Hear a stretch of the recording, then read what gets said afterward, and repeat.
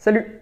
Alors, on se fait un petit bilan minimalisme pour ce mois de janvier, janvier, février 2017. On est le tout début de février. Alors, j'ai encore éliminé pas mal de choses. En fait, je me suis aperçu que la méthode Marie Kondo était assez difficile quand on est tout seul et quand on réfléchit trop. C'est-à-dire que la méthode Marie Kondo, je vous le rappelle, c'était de déballer toutes ces affaires, les mettre au centre de la pièce, de les toucher et de ne garder que ce qui nous apportait quelque chose encore d'émotionnel, tout ce qu'on n'utilisait plus, les livres qu'on n'avait pas lus, ce qui nous apportait plus rien, hop, on jetait.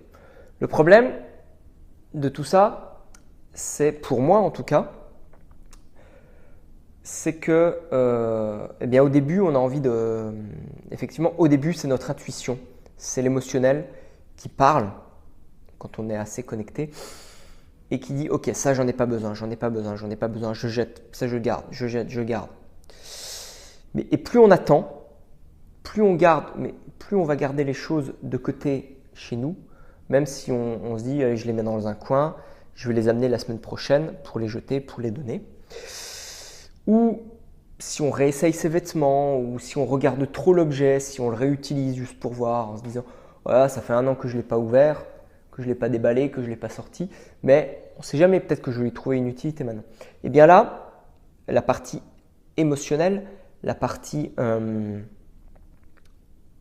notre partie personnelle va disparaître au profit de l'ego et de notre partie qui a peur, de notre partie qui veut posséder, et qui va dire non mais attends, bien sûr que oui, tu en as besoin, attends, t'as payé combien pour cet objet-là? Attends, tu peux bien le garder. Ou allez, on ne sait jamais, tu vas peut-être te le remettre cet habit cet été ou au printemps ou là en fin d'hiver. Et donc, tu as tendance à le remettre de côté. Et c'est ça mon problème. Donc en fait, par exemple, pour les habits, je viens encore de sortir des habits. Là,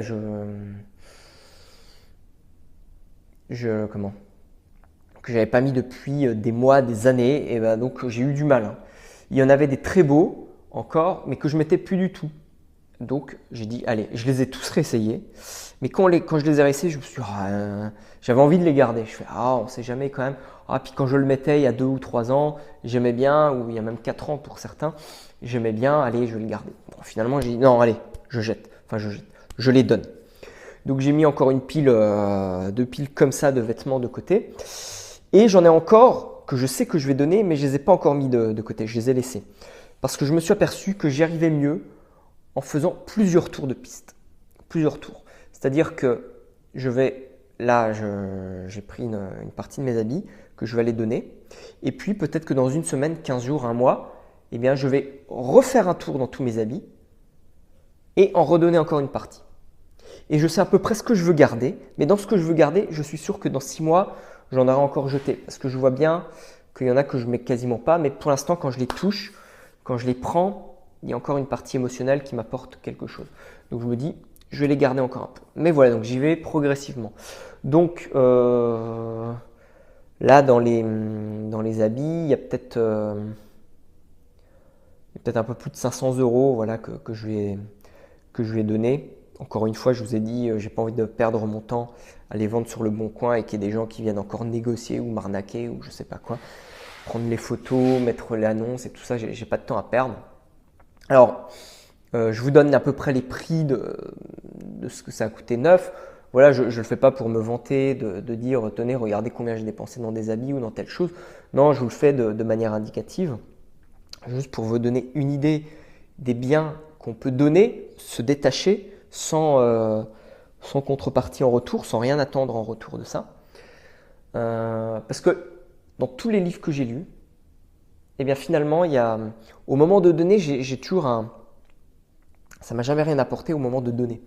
Je vous dis, il y a l'ego qui dit non, garde-les, on sait jamais, tu peux peut-être les revendre, ou c'est pas parce que tu t'en sers pas depuis des années, ou que tu les mets pas, que tu vas pas t'en servir, mais tu peux les revendre. Non. Et en fait, le truc que j'ai trouvé qui m'aide vraiment, c'est des textes que je lis sur Internet, des textes religieux. Alors, en fait, tout simplement, je vais sur le moteur de recherche, je tape donner ses biens à Dieu ou donner tous ses biens. Et là, j'ai plein de choses de l'évangile, de la Bible qui sont ressorties. Et c'est très bien fait, parfois c'est analysé, des fois c'est juste quelques phrases et je trouve ça super. Et si je veux un peu plus de précision, je tape donner tous ses biens à Dieu et puis je mets chrétien. Et puis là, ce que j'avais déjà tapé, j'ai aussi fait, j'ai tapé chrétien et j'ai aussi fait avec islam.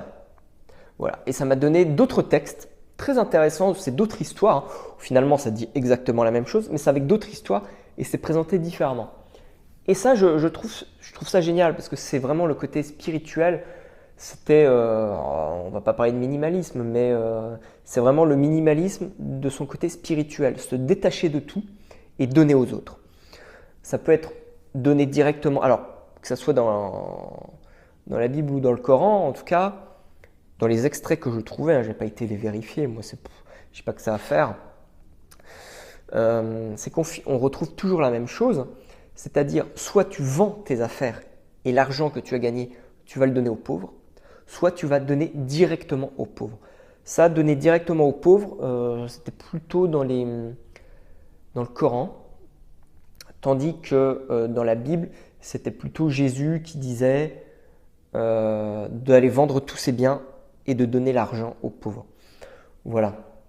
Mais finalement, Jésus adapte ce qu'il dit à chaque personne qu'il a rencontrée, puisqu'à certaines personnes, il n'a jamais dit de tout donner ou de tout vendre, puisqu'un de ses apôtres, je crois que c'était Simon-Pierre, qui avait une entreprise, je ne sais pas si on disait entreprise à l'époque, de pêche, eh bien, Jésus ne lui a jamais dit de tout vendre et de le suivre. Non, Simon-Pierre l'a suivi tout de suite.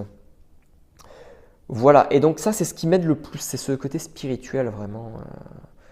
Je crois que ça m'apporte, et ça n'a pas été abordé, ou très peu dans tous les livres que j'ai pu lire, même dans les livres de Dominique Leroux, que je les ai quasiment tous lus ces derniers temps, qui sont super, que j'adore, parce que non pas pour le côté pratique, parce que le côté pratique, il est très peu présent, mais c'est plus pour le côté philosophique. C'est la philosophie qu'elle amène dans tous ces livres. C'est quel livre que j'avais lu dernièrement? Il y avait, attendez, je vais juste regarder. Hop. Joli. Il y avait l'art de l'essentiel, l'art de la délicatesse et vivre heureux dans un petit espace. Alors, je les adore ces bouquins parce que ils sont durs, ils sont solides, ils ont une belle présentation.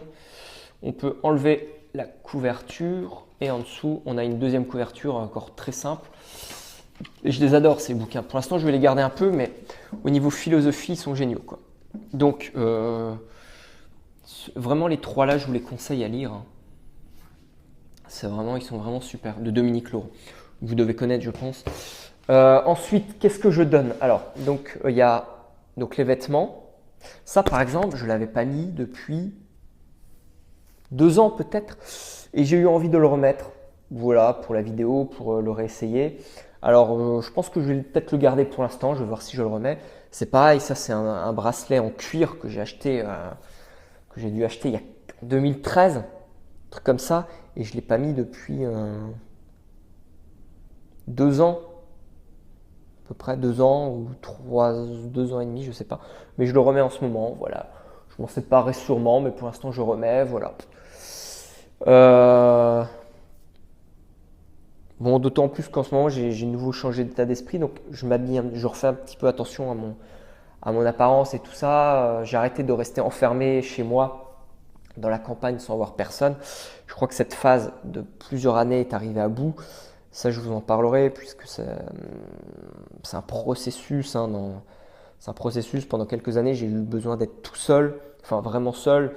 Où j'ai fait plein d'expériences, en particulier dans l'alimentation, dans mes formations de développement personnel et ça. Et ça m'a énormément isolé. Et ça devenait de plus en plus lourd. Et maintenant, il se passe des choses, c'est un peu bizarre. C'est pas précis, c'est pas clair, je vous en reparlerai parce que c'est assez intéressant, je pense. En tout cas, voilà, pour moi c'est intéressant, ça c'est normal, mais je vous en reparlerai. Donc, les vêtements, Les bouquins. Alors les bouquins, là depuis fin décembre, j'ai dû revendre une centaine de bandes dessinées. Donc tout ce qui était mes Astérix, mes Tintins, mes Lucky Luke, euh, puis d'autres bandes dessinées. Voilà, j'ai tout revendu, j'ai tout envoyé. Ça rapporte pas énorme, hein, mais au moins voilà. J'aurais très bien pu les donner dans une comment? Dans une bibliothèque, mais il y a des bibliothèques qui les reprennent pas. Voilà, c'est dommage. Il y en a d'autres qui les reprennent, donc j'ai une partie de bande dessinée que je vais leur donner aussi. J'en ai peut-être encore une cinquantaine à donner. Voilà, j'ai 2 cartons là juste à côté de moi remplis de bouquins. Il y en a peut-être, je sais pas, une soixantaine, 80, je sais pas exactement, qu'il faut que j'envoie. Voilà, beaucoup de développement personnel, quelques livres que j'ai pas lus, que je lirai pas finalement. Donc ça, je vais les envoyer. Il y a des livres que je dois amener aussi, que je vais donner, hein, dans une ressourcerie, tout comme mes vêtements. Qu'est-ce que j'ai d'autre? J'ai quelques ustensiles de cuisine, en particulier un gros saladier en céramique. Il est super beau, je l'avais acheté parce qu'il y avait des petits oiseaux, c'était très coloré, un soleil, donc très beau en céramique. Et puis je ne l'utilisais pas beaucoup pour une simple raison, comme la plupart de mes objets ou de mes habits qui m'ont coûté cher ou qui sont très beaux, qu'on a peur d'abîmer, c'est que quand c'est très beau, quand c'est très cher, enfin pour le coup le saladier n'était pas très cher, hein. Quand c'est enfin voilà, quand c'est une valeur, eh bien on a peur de l'utiliser, de le mettre, parce qu'on a peur de se le faire voler, peur de le casser, peur de l'abîmer, peur de l'user, peur de le salir. Donc au final on ne le met pas, ça reste en évidence ou dans un coin, dans un placard, mais quoi qu'il en soit, on ne l'utilise plus. Donc c'est doublement gâché. Donc, et puis, enfin, là je m'en sépare, parce que oui, il est trop fragile, j'ai toujours peur de l'abîmer. Mais en plus, l'intérieur était orange et les couleurs étaient devenues trop criardes, trop criottes, trop flashy pour moi. Et je préfère avoir des saladiers en verre ou je sais pas quoi, beaucoup plus simple, hein, transparent, c'est même pas une couleur. Voilà. J'ai un autre saladier, j'ai donné des petits bols à thé que j'ai jamais utilisés et que j'avais acheté comme ça quand j'étais avec quelqu'un et donc je m'en sépare. Il y a beaucoup d'habits d'ailleurs que j'ai achetés à des périodes de ma vie. Il y a des habits que j'ai retrouvés, j'avais dû les acheter en 2006, un truc comme ça, je les avais encore, c'était des vieux t-shirts. À chaque fois, ça me rappelait un épisode de ma vie. J'ai retrouvé un t-shirt, il datait de la Coupe du Monde de 1998. Voilà, j'avais un t-shirt qui datait d'un voyage de 97 et je le mettais encore pour dormir de temps en temps. Et je me suis dit, attends, ces t-shirts-là, ils me rappellent tel épisode de ma vie.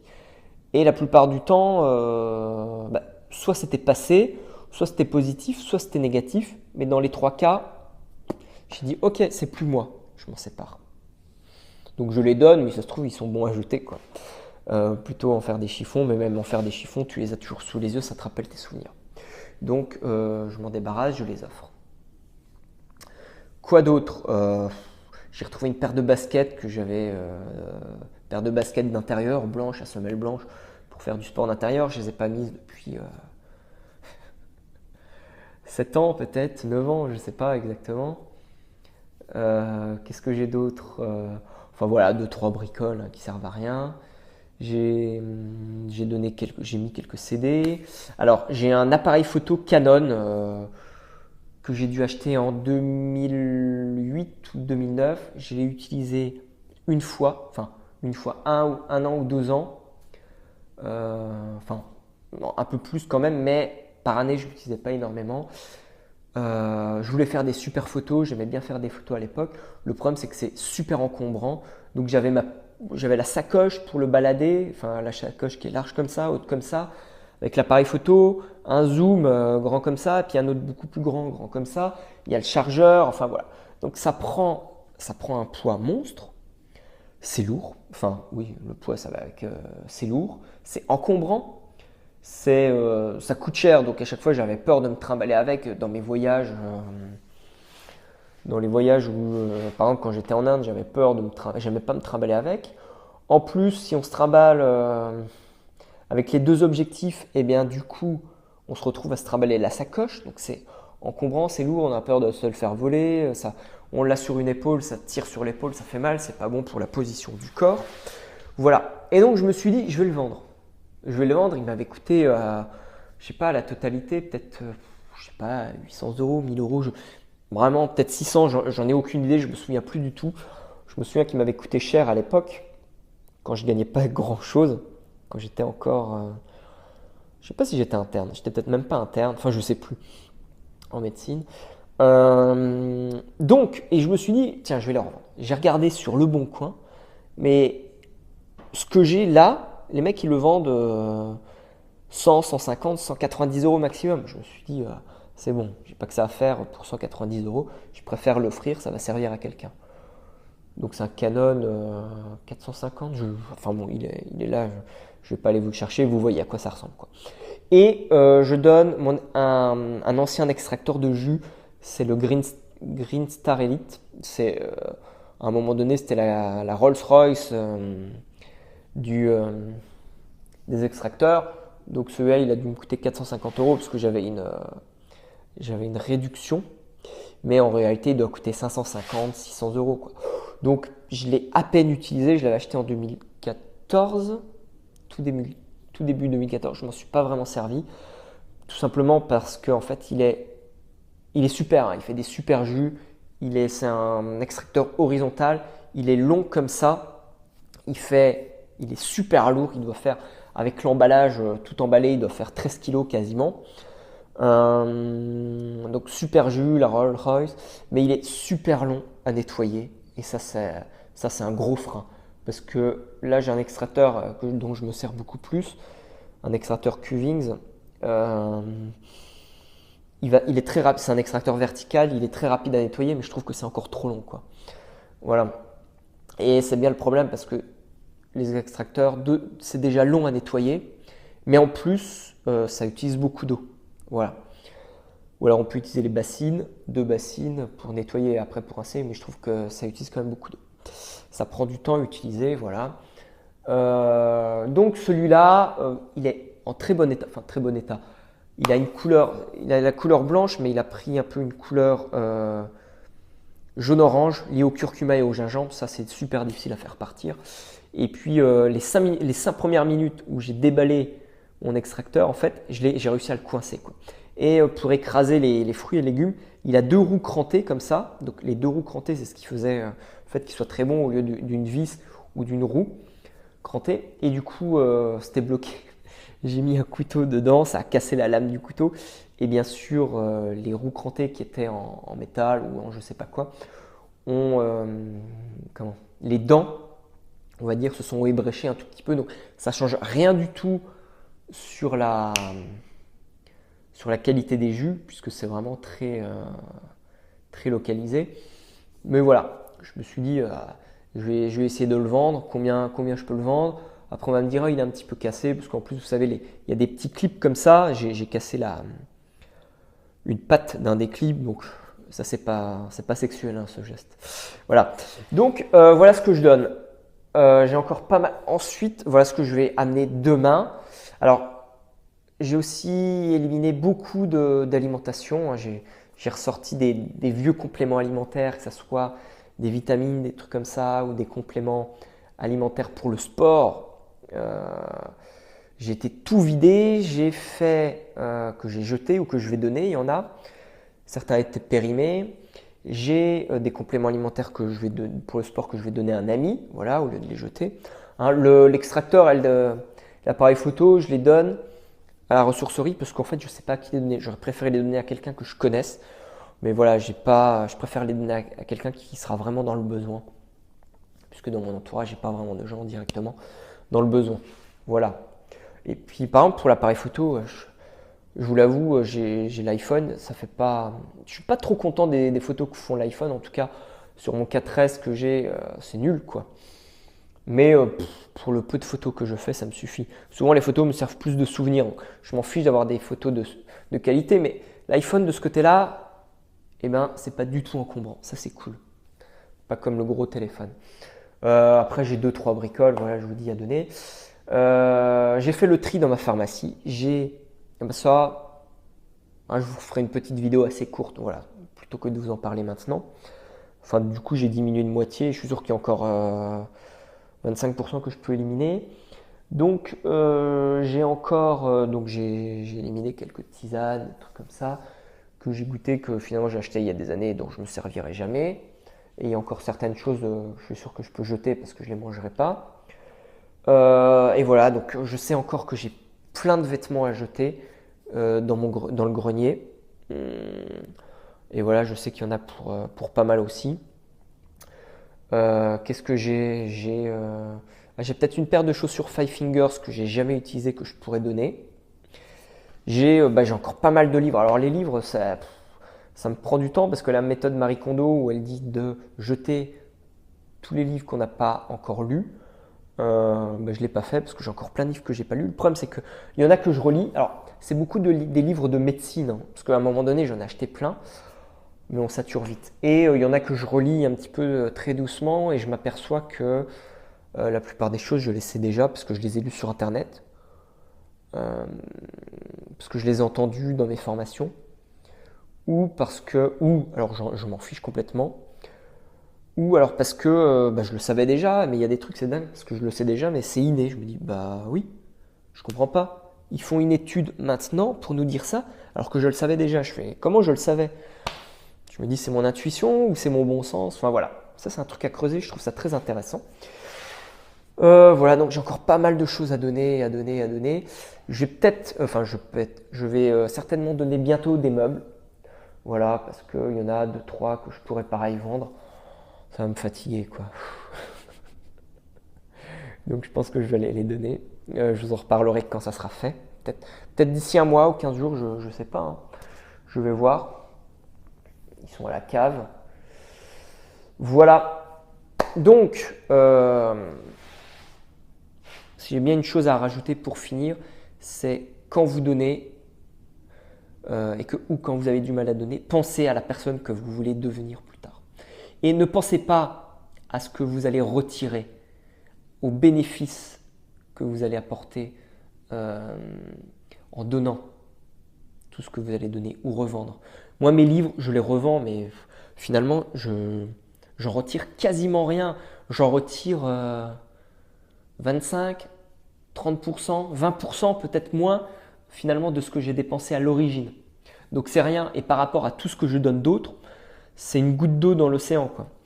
Donc, mais c'est juste que j'ai juste à faire un carton et à les envoyer. Et encore, il faut qu'ils soient acceptés parce que la qualité, un coup ils les acceptent, un coup non. Alors que la qualité est bonne ou non. Enfin, des fois, ils vous trouvent des raisons pour vous refuser des bouquins. Souvent, ceux qui coûtaient les plus chers. Enfin, voilà. Donc, je le fais. Voilà, je retire pas beaucoup. Et si je voulais, je pourrais même les donner. Hein. Voilà, ce que je pense faire. J'ai pas dit que je le ferais, j'ai dit que je pensais le faire. Donc, c'est une étape. Voilà, je pense que j'ai fait le tour. Donc, je reprends.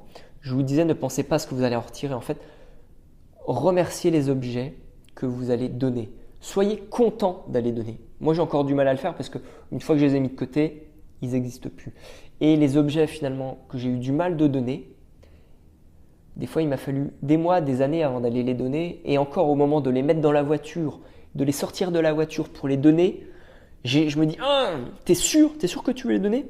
Et en fait, une fois que je suis remonté dans ma voiture et que je rentre chez moi, je les ai oubliés. J'y pense plus du tout. What? À la one again, quoi. C'est oublié, c'est plié. Si vous avez du mal de les donner, vous pouvez prendre une photo. Vous prenez une photo des objets que vous allez donner ou vendre et comme ça, ils existent encore. Moi, en fait, je l'ai fait. Je ne l'ai pas fait pour les vêtements. Je l'ai fait en fait pour des vieux magazines. J'ai retrouvé à un moment donné des vieux magazines qui étaient dans mon grenier, des magazines qui n'existent même plus, mais que j'adorais quand j'étais adolescent. Je les ai éparpillés par terre, où j'ai pris juste un exemplaire et j'ai photographié. Je me suis dit, comme ça, ils existent encore. Bon, la photo, je ne l'ai jamais regardée, hein, à part peut-être une fois quand je feuilletais plein de photos, voilà, donc je suis tombé dessus par hasard, mais j'en ai plus rien à faire. Voilà, ça c'est quelque chose que vous pouvez faire, auquel vous pouvez penser.